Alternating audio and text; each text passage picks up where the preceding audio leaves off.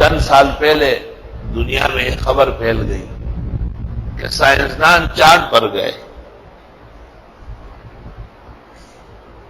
ایک بزرگ عالم تھا اور علم اس کا بہت کم تھا، لیکن عقیدہ بہت پختہ تھا.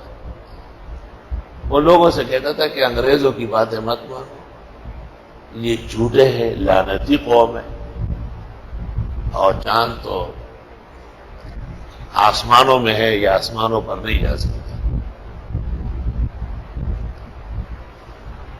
تو اس عالم دین کا ایک بھتیجا جو میڈیکل کالج میں پڑھ رہا تھا اور ذرا بہت ہی ایڈوانٹیج تعلیم میں تھا، تو اس نے اپنے اس چچے کو کہا کہ حضرت وہ چلے گئے اور دنیا کو دکھا دیا، مٹی لے آئے، وہاں سے ریت لے آئے.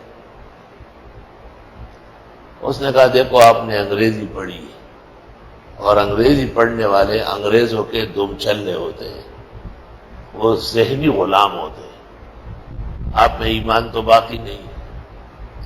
میں تم سے پوچھتا ہوں کہ جو تم خبریں دیتے ہو یہ زیادہ قوی ہے یا قرآن قوی ہے؟ اس نے کہا قرآن قوی ہے. اب وہ قرآن کی خبر نہیں مانتے، وہ اسلام کو جھوٹا کہتے ہیں، ہمارے نبی کو رسول نہیں مان رہے، اور معراج بالکل نہیں مانتے.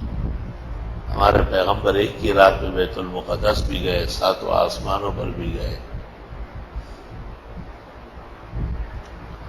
اور ان کو کہا تم میں اپنے رسول اسلام قرآن پر غیرت نہیں ہے، صرف میڈیکل پڑھنے کی وجہ سے ان کا دم چلہ بنے ہوئے. وہ جو آپ کے پورے اسلام اور دین اور قرآن اور پیغمبر کو غلط کہتے ہیں تو آپ اس کا جواب دے سکتے ہو کہ ان کی جھوٹی خبریں مان رہے ہیں؟ بالکل نہیں گئے، جھوٹ بول رہا ہے. جو ان کو سچ کہے وہ بھی جھوٹا ہے. یہ بات چیت ان کی 30 سال پہلے یا 35 سال پہلے ہوئی ہوگی. ابھی حال ہی میں سائنسدانوں کے ایک بورڈ میں امریکہ کے اندر ایک مناقشہ ہوا ہے،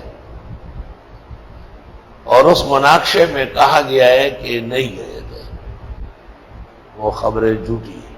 انگریز کہہ رہا ہے وہ ہم ایک ایسی ریاست میں اترے تھے اور وہاں سے ہم نے چاند کی تصویریں لی، اور ہم نے دنیا کو یہ باور کرایا کہ ہم چاند پر گئے، قطر نہیں گئے.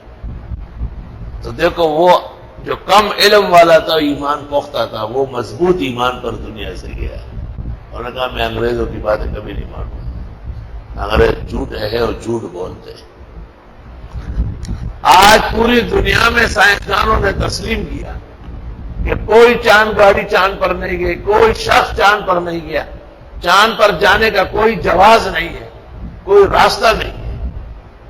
اور وہ جو خبر شائع کی گئی تھی وہ کسی اور ریاست میں اترے تھے، اور اس ریاست سے صاف تصویر لی گئی اور دنیا کو یہ باور کرایا کہ یہ چاند گاڑی جا رہی ہے، یہ مٹی لا رہا ہے، یہ ریت بھر رہا ہے.